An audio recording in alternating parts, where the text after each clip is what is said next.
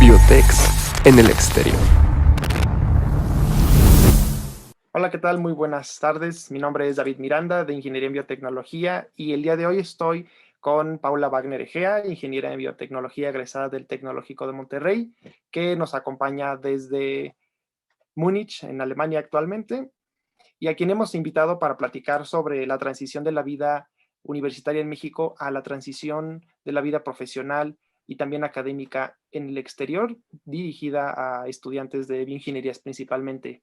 Paula, bienvenida, muchísimas gracias por acompañarnos. Muchas gracias por la invitación.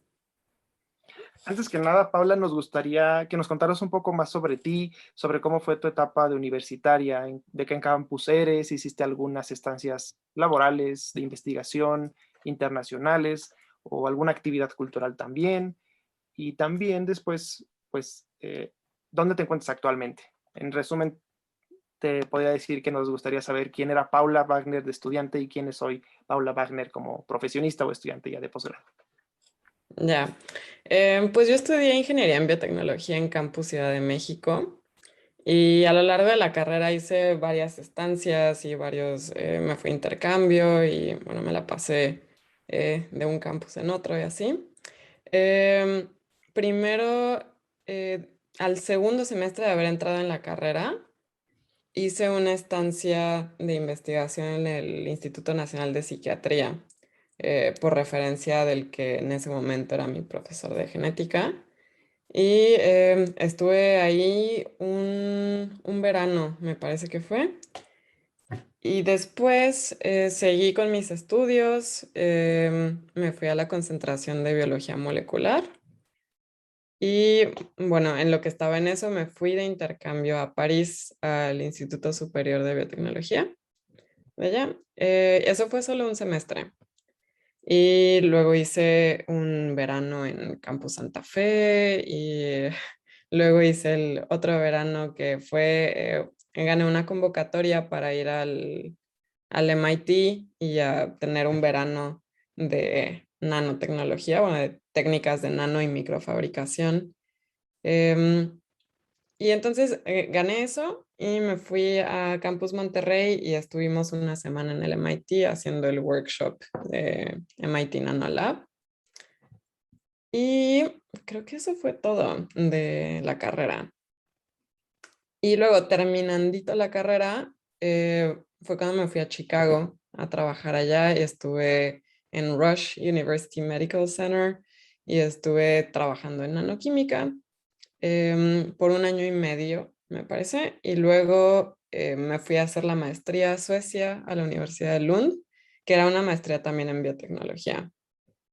Esa maestría duró 2 años y luego me regresé a México y fue lo de la pandemia y fue un relajo. Y después entré al doctorado en biofísica y bioquímica en la Universidad Tecnológica de Múnich, en Alemania. Muchas gracias, Paula. Pues muy interesante. Creo que mucha experiencia internacional en tu trayectoria y eso me parece que es pues, algo muy valioso el día de hoy para que nos compartas. Muchísimas gracias.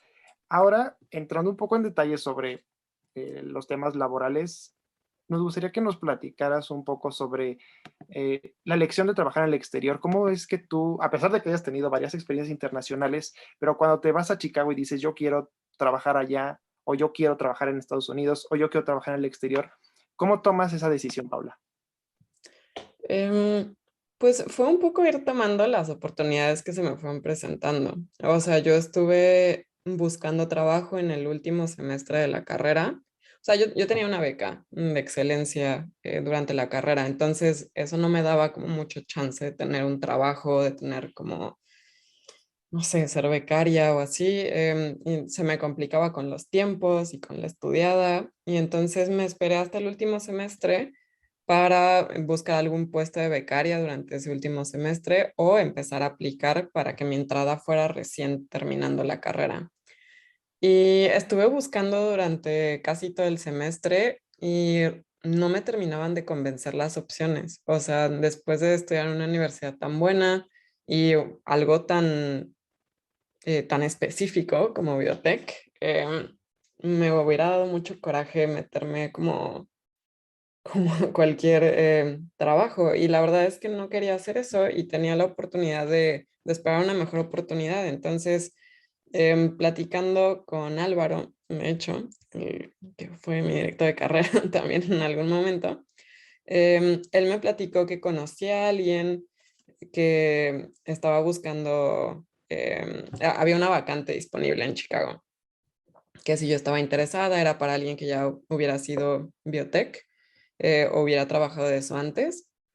Y pues decidí aplicar, o sea, aunque no tuviera como experiencia laboral ni nada, se me hizo que pues no perdía nada con intentarlo. Entonces apliqué de cualquier manera y durante como un par de meses no recibí ninguna respuesta por parte de Chicago, del que fue mi jefe después, del doctor Rossi. Y en algún momento me mandó un mail y me dijo como, oye, disculpa que me haya tardado tanto, ¿sigues interesada? Te queremos acá, ¿no? Queremos hacer una entrevista y queremos hacer como un proceso formal, ¿no? Para que apliques y para que veamos si eres un buen match y puedes venir acá. Y así fue como pasó. Entonces, em, no sé, como que ya estaba en mi cabeza el no quedarme en México, o sea, de que si hubiera alguna oportunidad de ir fuera, pues lo haría. Eh, y esta era una súper buena oportunidad, entonces como que se juntaron varias cosas, ¿no? Eso fue como lo primero para estudiar, bueno, para trabajar fuera y luego para estudiar fuera también.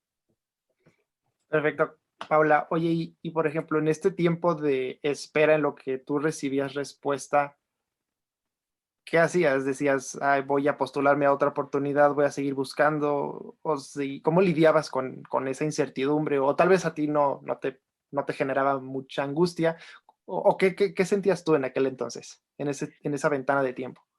Ya, pues en aquel entonces creo que estaba más preocupada por mi proyecto integrador que por otras cosas. Entonces, sí, estaba como con la mente ahí en lo del proyecto integrador, pero igual no dejé de aplicar a otros lados en México. Y la verdad es que no me salió ninguna opción mejor que la de Chicago. Entonces, con todo y em, pues mudarme y el hacer una vida en otro país y así, como que cuando lo balanceé, dije, ok, creo que vale muchísimo la pena que sea en Chicago. Y aparte era como una súper buena institución y era un trabajo bastante de vanguardia en su momento, entonces, ya. Aquí también el mensaje sería, pues, independientemente de que tarden en contestar, no dejar de intentar, uno que se postule y si hay que decirles a las empresas que no, pues decirles que no.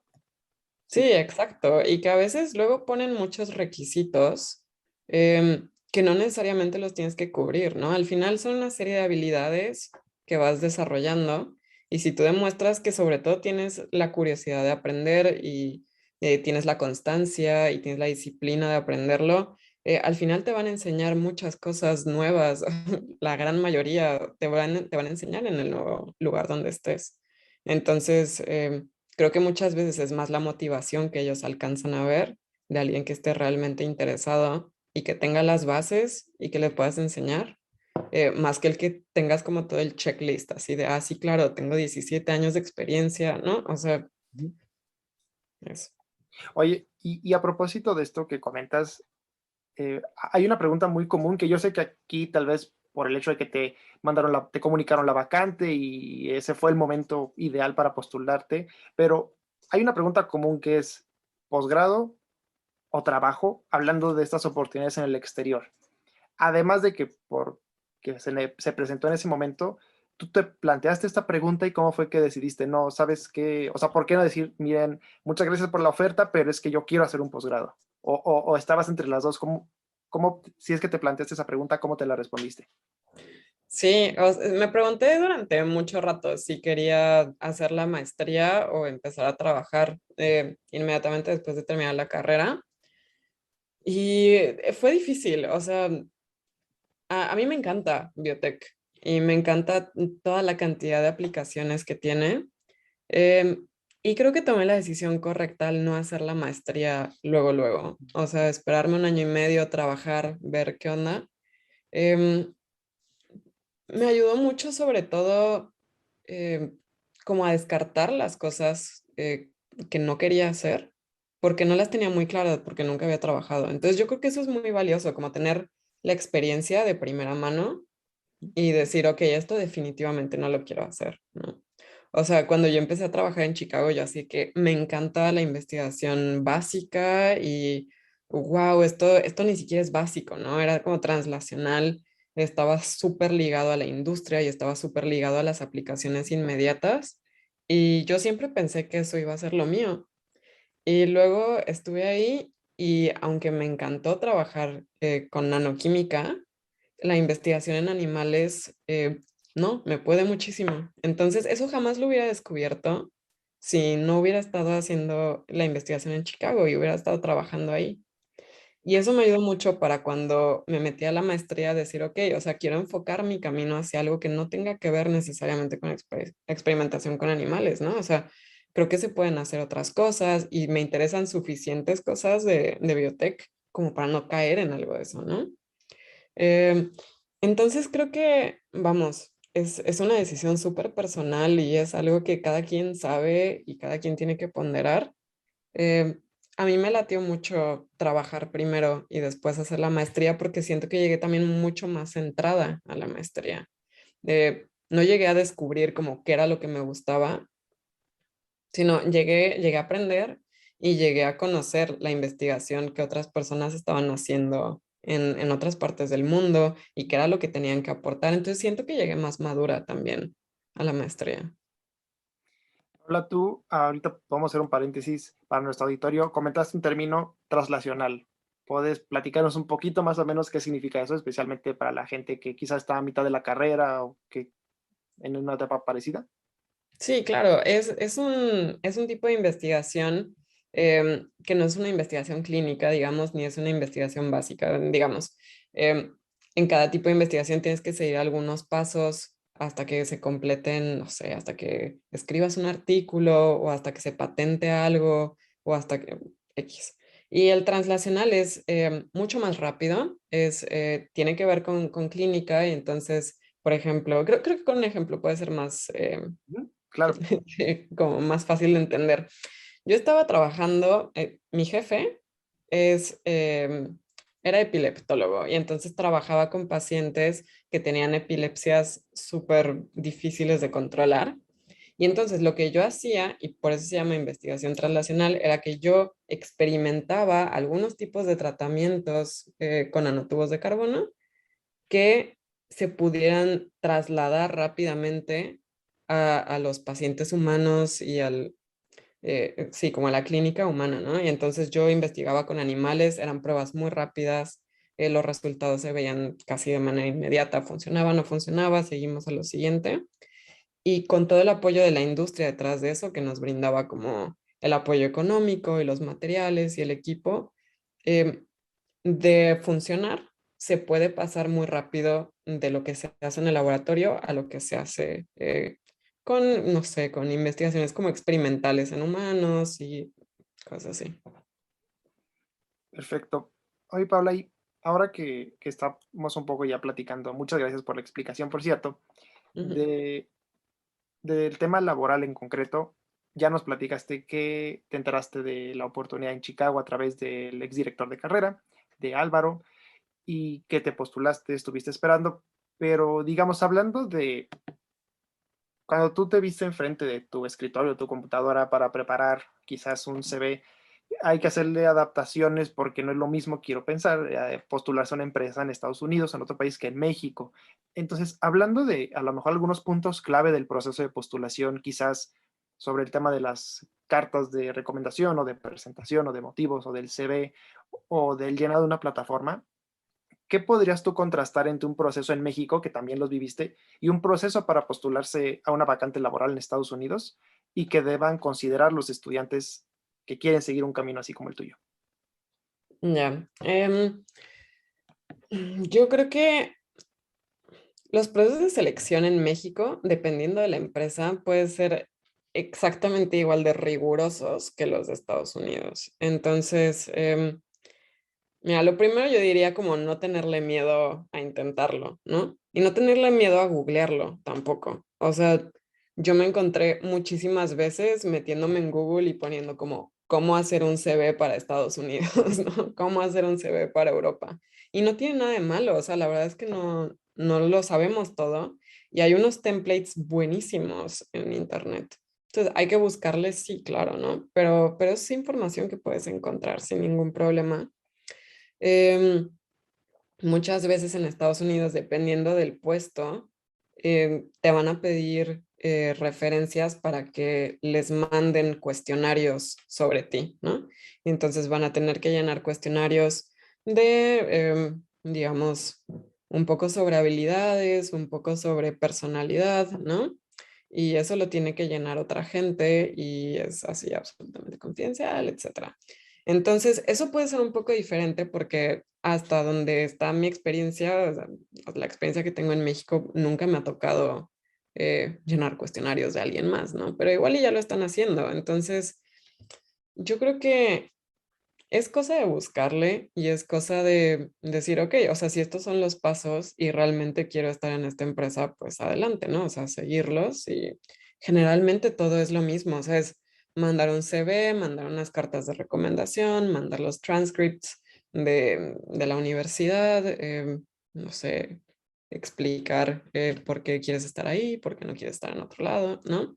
Y yo creo que todo tiene que ser personalizado. O sea, al final, sí, tú eres la misma persona que está aplicando a diferentes puestos, pero estás aplicando a diferentes puestos que piden diferentes habilidades, ¿no?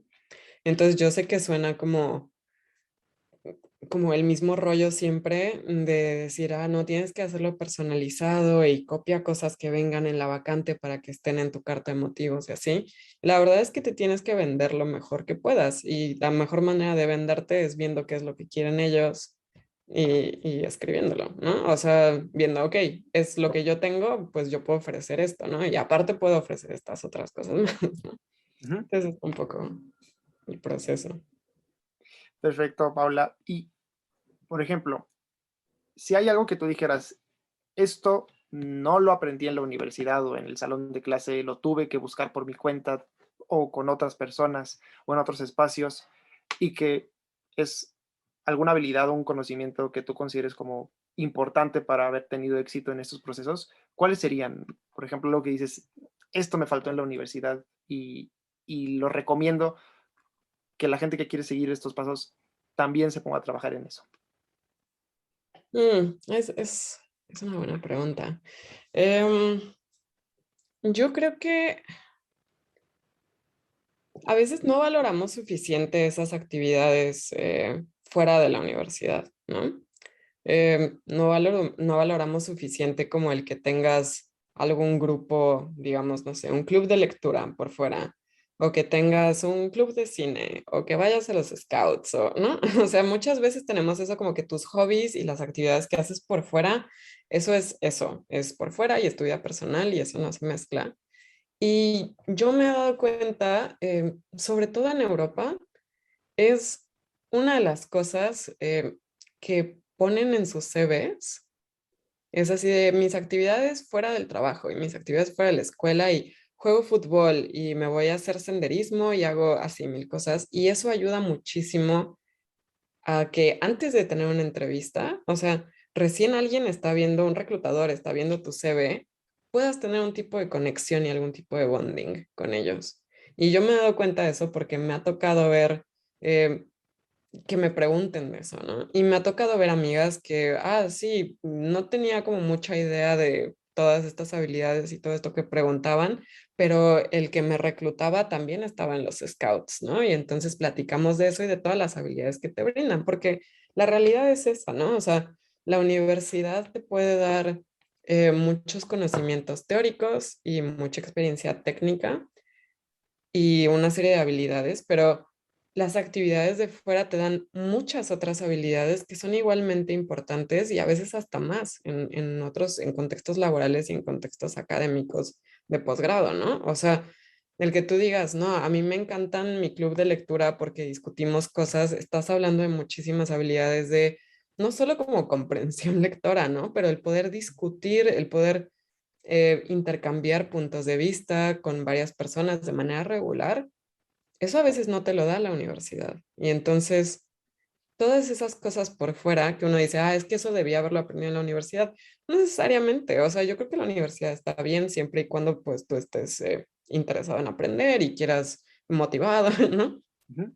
Pero todas esas actividades de fuera, a veces las dejamos de lado y son, yo diría que casi igualmente importantes para un crecimiento como integral y para que también a la hora de aplicar tengas muchas más herramientas de qué hacer uso, de qué poner en la carta de motivos, por ejemplo, o con qué llamar la atención del reclutador. Creo que es una respuesta muy diversa y vale ahí una gran cantidad de opiniones, pero definitivamente es sumamente importante tener también estas otras habilidades por fuera. Quizás no esperarlas, no esperar que te las dé la universidad, pero sí buscarlas en donde están, que es fuera de la, del ámbito escolar. Muchas gracias, Paula, también por compartir esa parte de tu experiencia y ya preguntándonos un poco sobre cuando estuviste en Chicago o también sobre quizás tu actual posgrado, tu doctorado. ¿Cómo es tu día a día? O sea, ¿qué hiciste en Chicago, digamos? ¿Cómo era un día de trabajo? Porque sabemos que te has dedicado a la nanotecnología y es un mundo muy, muy grande quizás, o muy pequeño, no sé. Pero como que, o sea, vaya, visualmente, ¿cómo le transmitirías quizás a quienes nos escuchan lo que hacías? Llegabas un día y hacías tal cosa. A lo mejor era más de laboratorio, era también corporativo, o quizás era algo de planta, no lo sé, ¿verdad? Entonces, platícanos un poco sobre un día a día, ya sea en Chicago, pero también podría ser en tu doctorado actual en Alemania. En Chicago era muy divertido. O sea, yo llegaba y lo primero que hacía era bajar a checar a mis ratas, ¿no? Que teníamos en el espacio, como no sé, en el Animal Facility. Y entonces bajaba y yo me tenía que pasar por lo menos una hora socializando a las ratas, ¿no? Entonces les cambiaba su jaula y limpiaba todo, les ponía como comida fresca y algunos como algunos premiecitos de así, entonces me ponía a jugar con ellas durante algún rato, o sea, nada más para que estuvieran acostumbradas a que yo las manipulaba y yo estuviera con ellas, las checaba como que estuvieran bien de ánimo.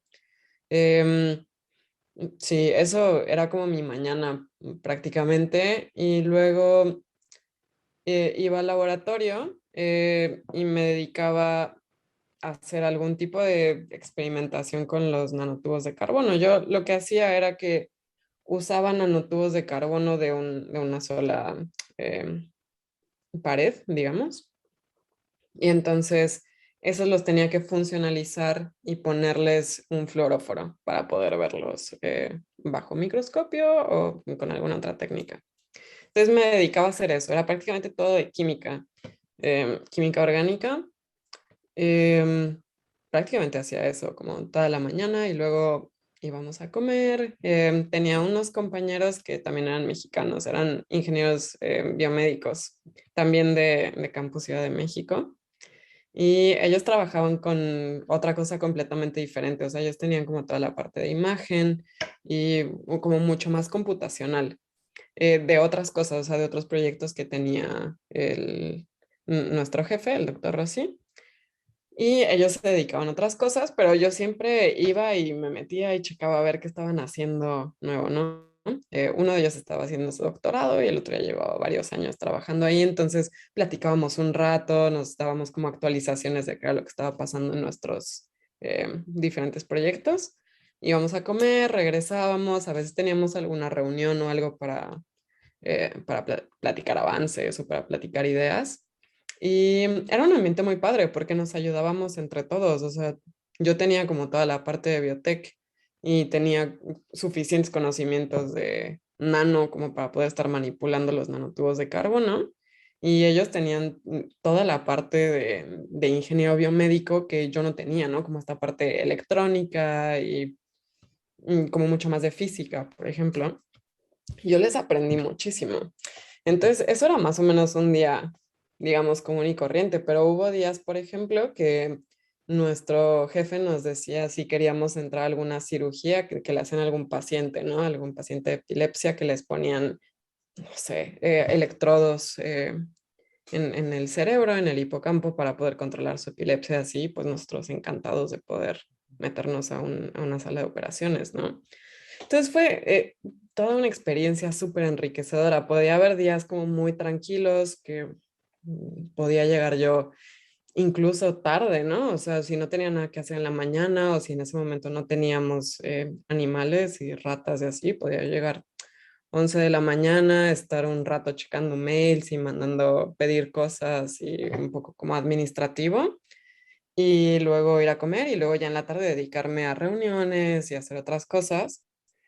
Pero vamos, o sea, todos los días podían ser diferentes dependiendo de cómo me organizara yo. Y eso a mí me encantaba porque tenía toda la libertad del mundo de organizar mi tiempo como yo quisiera. Era un trabajo súper enfocado a resultados. Y entonces también trabajando ahí me di cuenta yo de que así es como me gusta trabajar. O sea, no me gusta que esté alguien detrás de mí eh, como haciendo micromanagement todo el tiempo, ¿no? O sea, me gustaba mucho que mi jefe fuera como, ok, nos vamos a ver cada semana, seguro, una hora para platicar. Si necesitas cualquier cosa, me dices, pero fuera de eso, o sea, si quieres, no vengas al laboratorio. O sea, si no tienes que venir, pues no vengas. Pero yo quiero ver resultados, ¿no? Yo quiero ver que esto esté funcionando y que esto siga adelante. Y pues padrísimo, porque yo así podía trabajar muy bien, organizando mis tiempos, yéndome de vacaciones, inclusive, ¿no? O sea, yéndome de vacaciones a México cada 3 meses, tal vez, y teniendo todo el día con muchísima libertad y al final pues poder publicar de todas maneras abstracts y poder presentar en conferencias y en simposios y, o sea, increíble, o sea, poder presentar mi trabajo y que otra gente estuviera interesada en él también. Y muy, muy enriquecedor y muy reconfortante sentir que tu trabajo pues es así, ¿no? Está muy padre. Por supuesto que sí. Y ahorita que tomas el tema de las publicaciones, lo que en general a veces nos dicen es para un posgrado, pues sí es muy importante las publicaciones. En este caso, Paula, yo, hablando de tu estancia laboral en Chicago, ¿tenías publicaciones por un lado? Y si no, bueno, sí, sí o sí, no, independientemente, como segunda pregunta, si alguien no tiene publicaciones, ¿qué le dirías? Apúrate y publica o no, pero ¿cómo suples? O a lo mejor no se suplen porque no son necesarias, pero ¿qué papel juegan las publicaciones para alguien que quizá cuando terminó la carrera un año después ya tiene algunas publicaciones? Ujú. Mira, yo, o sea, igual y suena como que no tiene nada que ver, pero Ujú, vi un hilo en Twitter el otro día que me pareció así ujú, buenísimo, porque decía, era de un doctor en no me acuerdo qué universidad, que decía que él iba a explicar en ese hilo de Twitter cuáles son los pasos para poder ser un académico súper exitoso, ¿no? Y decía, ok, paso número 1, ten toda la cantidad de experiencias internacionales que puedas. Y abajito venía como, o bueno, quédate en tu lugar de origen y entonces aprende muy bien de eso y del lugar en donde estás y empieza a conocer muy bien la gente para que tengas muy buen networking. Y luego venía, punto número 2, intenta tener la mayor cantidad de publicaciones que puedas. Y abajito como, bueno, o intenta tener unas poquitas, pero que sean de muy buena calidad. Y así, o sea, y se iba todo el hilo y la verdad es que es eso, o sea, no hay como una respuesta y no hay una fórmula para poder llegar a donde quieres, ¿no? O sea, puedes trazar un plan, pero al final eso va a estar sujeto a un montón de cambios, porque si algo es seguro es el cambio. Y si algo es seguro es que uno va cambiando de opinión y uno va cambiando de intereses también. Entonces, lo que yo diría es, no hay prisa, ¿no? O sea, uno puede cambiar incluso de carrera bastante entrados en años ya y no pasa nada tampoco, ¿no? O sea, al final es uno cómo se sienta y uno, o sea, no dejar de dar tu mejor esfuerzo, pero tampoco cerrarte a que solo ese camino es el correcto. Yo creo que eso es muy importante y es algo que yo he ido aprendiendo porque, te digo, a mí me encantaba investigación básica. Y luego estuve en Rush, que no era precisamente investigación básica, pero me hizo dudar. Y dije, híjole, igual y yo debería intentar la industria, ¿no? Igual y yo debería intentar por otro lado. Y entonces eso me cambió, me movió el esquema y dije, ok, le voy a dar calma, voy a hacer mi maestría y luego busco otra cosa, ¿no? Y al hacer mi maestría y al hacer mi tesis de maestría, dije, wow, igual y sí me encanta la investigación básica, ¿no? Igual era nada más el grupo de investigación, igual era el tema, o sea, igual y me encantaría hacer investigación básica con enzimas o con proteínas. Y entonces terminé haciendo el doctorado en algo de investigación súper básica, ¿no? O sea, que sí tiene aplicaciones, pero muy, muy a futuro.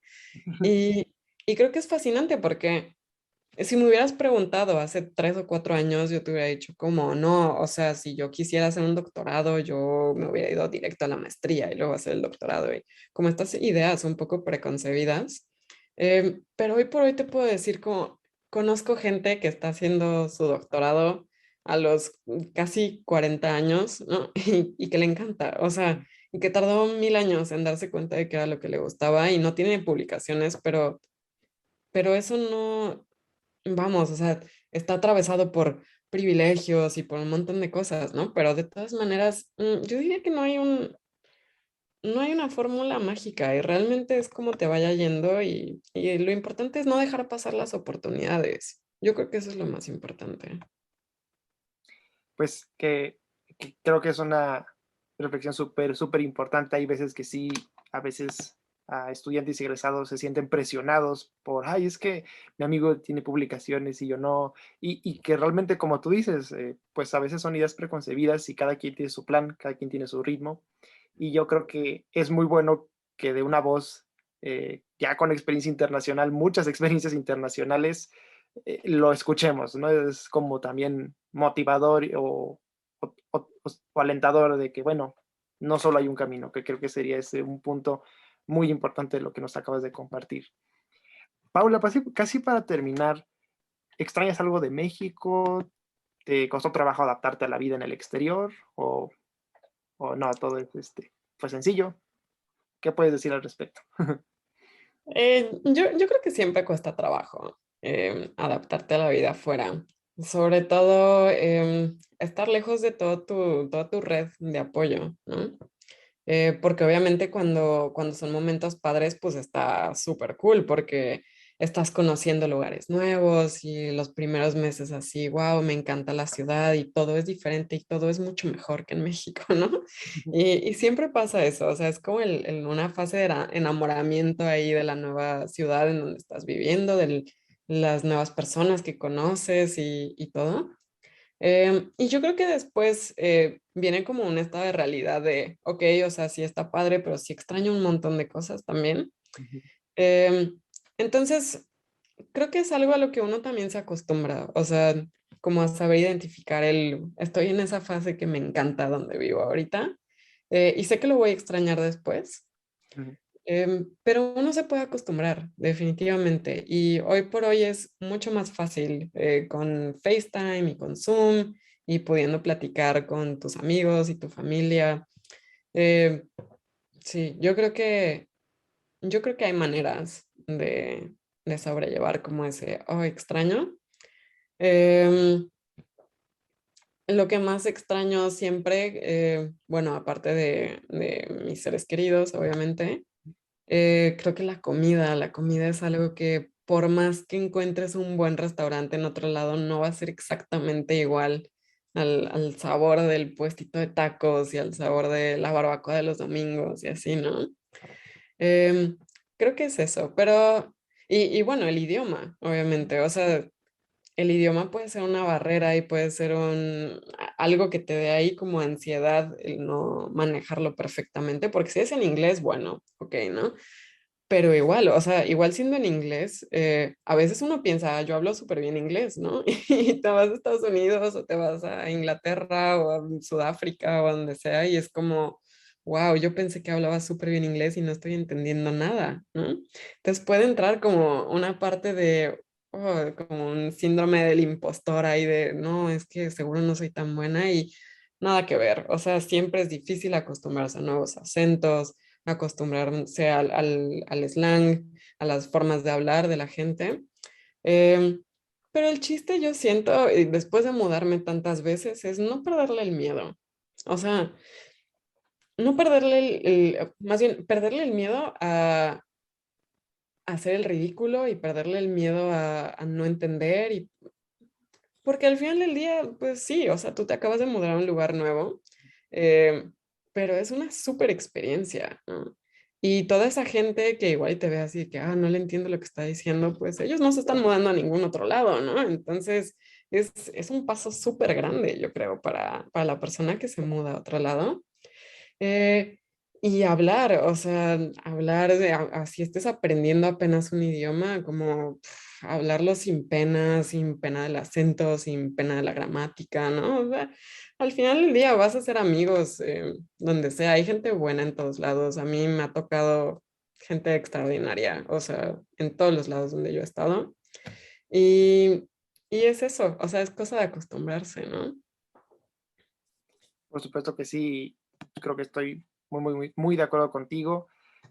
Paula, ¿te podemos contactar por algún medio? ¿Cómo te podemos buscar, si es el caso? Para pues quien quisiera quizás saber un poco más, preguntarte, escribirte. ¿Cómo podemos contactarte, Paula?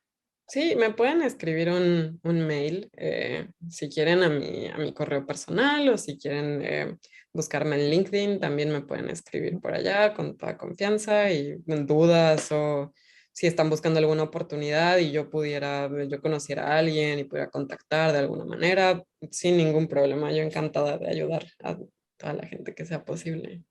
Muchas gracias. Paula, ¿cómo estás en LinkedIn o cuál es tu correo? Mi correo personal es paubagegea, es PAUWAGEGEA @gmail.com. Ahí me pueden escribir con toda confianza. Y en LinkedIn estoy como Paula Wagner Egea. Entonces es muy fácil. Perfecto. Pues Paula, muchísimas gracias por estar aquí. De veras, apreciamos muchísimo estos minutos que estuvimos conversando. Esperamos que nos podamos ver muy pronto. Y pues nada, hasta pronto. Paula Wagner Gea, egresada del Tecnológico Monterrey Campus Ciudad de México, actualmente residiendo en Múnich, Australia. Paula, muchísimas gracias. Muchas gracias. Un placer estar acá.